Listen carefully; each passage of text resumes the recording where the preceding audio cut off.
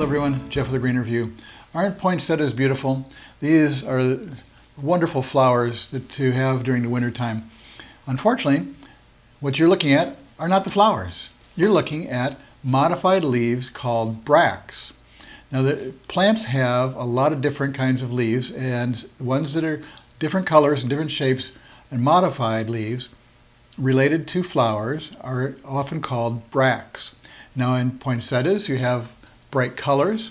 In bougainvillea vine you have bright colors, but in some plants the bracts are just plain green. For instance, the modified leaves around the base of a dandelion flower cluster are a bunch of bracts, and that group of modified leaves are actually in a lot of other flowers too, and they're called involucres. That whole little cluster of green leaves at the base of the dandelion flower is an involucre. Now, poinsettias have a modified involucre called a cyathium. Now, the cyathium is this little bead-shaped, pea-shaped cluster of modified leaves, and they are surrounding the male flowers and a female flower. So there's a group of male flowers that will send out anthers and have pollen, and then later the female flower will come out through the cyathium on a stalk, and it'll have a large ovary that, if it's pollinated, will end up being a seed capsule that will encase the seeds. There's also on the side of the cyathium a nectary that produces nectar to attract insects.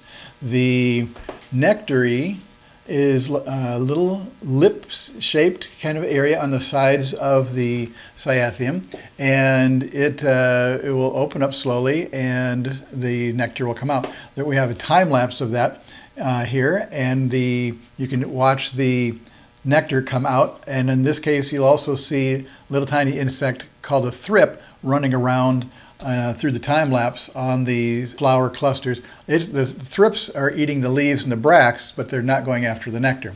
The nectar is believed to be attracting ants, which help the plant get rid of other insect pests. Poinsettias are named after the American ambassador to Mexico in around 1825.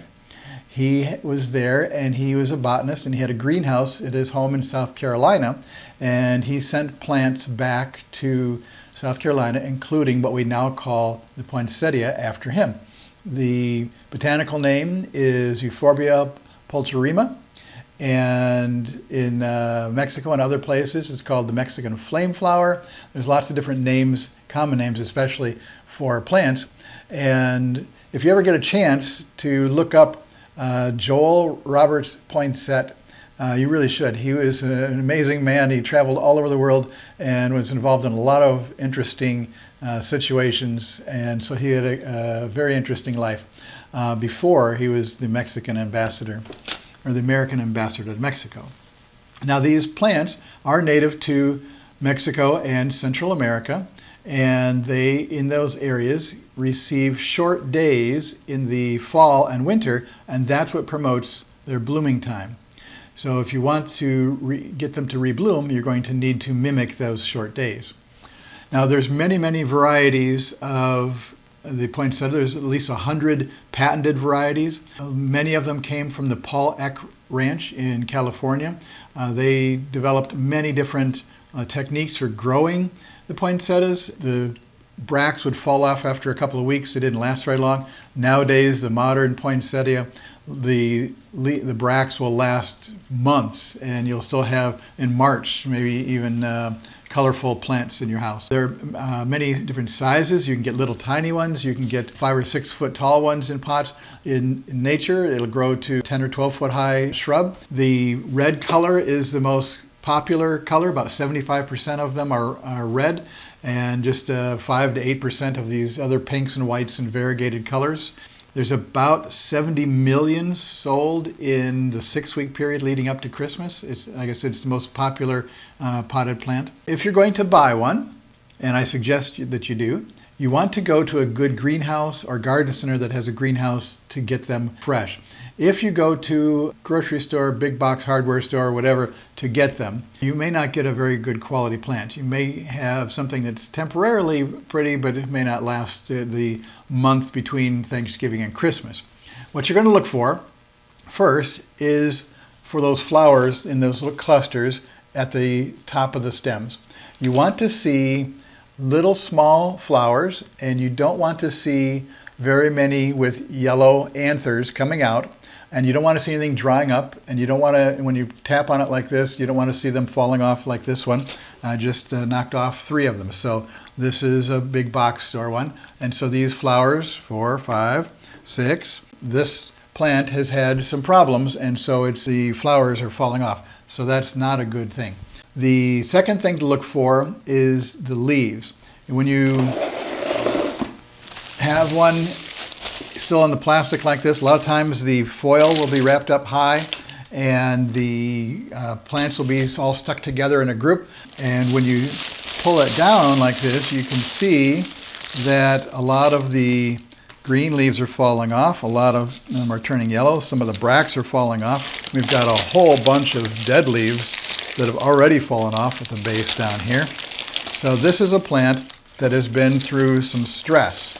Now, this may be okay if you just want a little bit of the top and don't really care if the plant lasts very long. But if you really want the plant to last, then and look nice, you don't want one where all the leaves are falling off. So check to see that. That's why I'm saying go to a garden center where you can get an individual plant that's then put it into one of these things and not buy one that's been wrapped up for a week or 2 and all the leaves are falling off.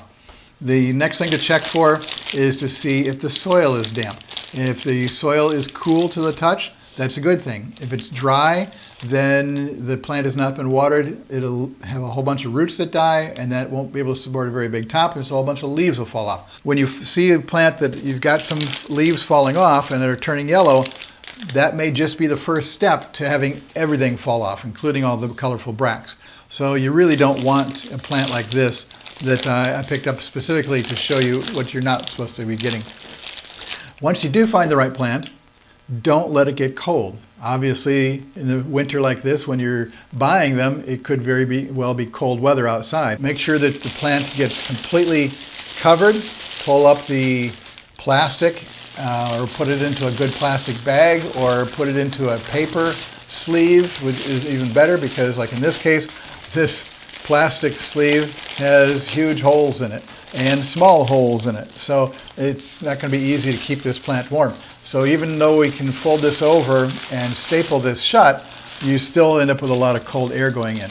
So you want to protect the plant getting it to the car. Then you want to go home. You do not want to go and do more shopping and leave these plants in the cold in your car. If you do, you will end up with a lot of leaves falling off and a lot of bracts falling off. And the longer it's cold, the worse the plant will do. So you really want to protect your plant and keep it warm. Once you get it home, keep it in the 60 to 70 degree range, which is pretty easy. Most houses are that in the daytime. It can go down 55 to 60 degrees at night. A lot of light is good, but not setting it on a cold window where it can be up against the cold glass. You want to keep these warm. It's got bright light, it's going to dry out fast, so you need to make sure you keep it watered. So you test it every day, put your fingers on it. If it's damp, don't overwater it. If it's dry, make sure you get it watered. So don't let them dry out.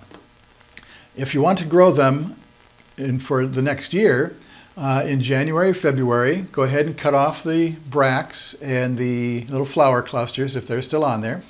In March, cut any branches that are on there back to about 6 inches tall from the soil level, which may only mean an inch or 2 cut off on some of these, or it might be 6 or more inches. Then wait until the weather warms up in June or so. Take them outside, repot them if you need to, and in July and August, any branches that are more than 4 inches long, you get more than 4 inches of new growth, go ahead and cut it back down to 4. That'll keep forcing it to send out more and more side branches. So if it's up 5 or 6 inches, cut it off to 4. If it's up 8 or 10 inches, cut it off to 4. And now you can take that longer cutting, take a couple of leaves off the bottom, put it in water and root it. And now you can have a small plant that you can pot up later in the fall and do the treatment for getting it to rebloom. And you can have some small ones, maybe as gifts. At the beginning of September, move it in. Don't let it get cold. Around the first day of fall, September 20th or so, you need to start the dark treatment.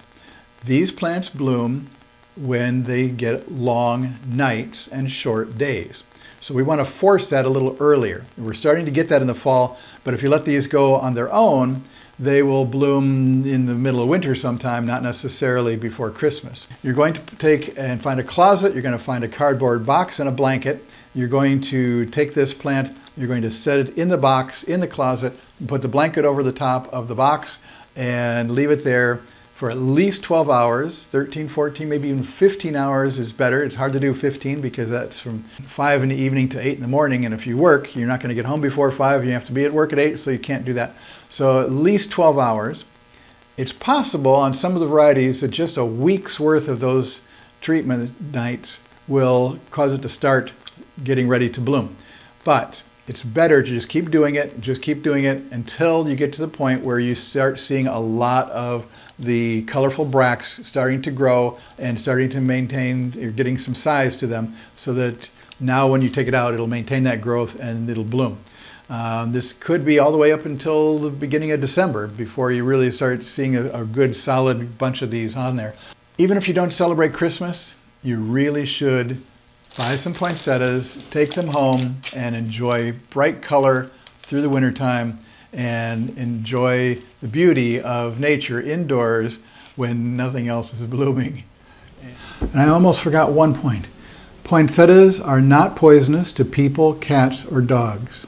They do have a white sap. They're in the euphorbia family, and euphorbia plants have white milky sap. And this white milky sap might irritate your skin if you get it on your skin. Now the leaves and the bracts might be eaten by people or cats or dogs, and all you'll get from that for any of those animals is a little bit of drooling, maybe some diarrhea, depending on how much they eat. And so they're not a problem. You don't have to have these plants left out of your Christmas holidays just because you have a cat or a dog. And this is Jeff with a Greener View. Thanks for watching.